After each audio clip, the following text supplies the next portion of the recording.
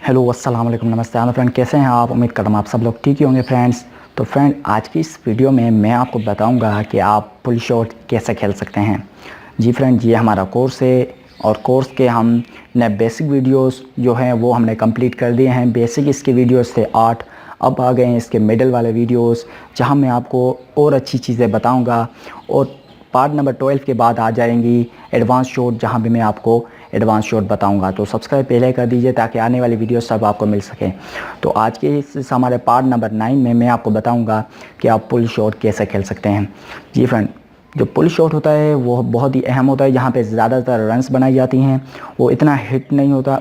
तो अगर आपको सीखना है तो इस वीडियो को एंड तक देखें। तो चलिए शुरू करते हैं आज की इस वीडियो को।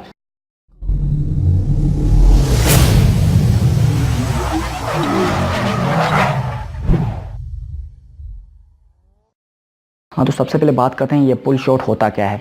पुल शॉट वो शॉट होता है जो आपका ये 30 यार्ड का जो सर्कल होता है उसको आप आसानी से, जिस शॉट से आप उसको क्रॉस करेंगे और उसके ऊपर से मारेंगे, उस शॉट को हम कहते हैं पुल शॉट।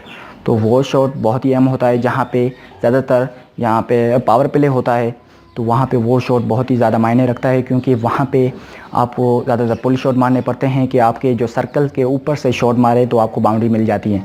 और वहाँ पे पावर प्ले में सिर्फ 2 ही फील्डर बाहर होते हैं, तो आपको वहाँ पे ज़्यादातर कोशिश यही करनी है कि पुल शॉट मारना है, लेकिन गैप में मारने हैं, क्योंकि ये फिल्टर 2 ही बाहर हैं और बाकी जगहों पर आप मारेंगे तो आपको बाउंड्रीज मिलेंगी। तो मैं बताऊँगा कि आपको पुल शॉट कैसे खेलने हैं। तो सबसे पहले बात करते हैं इस तरीके ऑफ साइड पे आप पुल शॉट कैसे मारेंगे। जैसे कि अब आपको सबसे पहले स्टैंस लेना है, आपको ग्रिप कर लेनी है।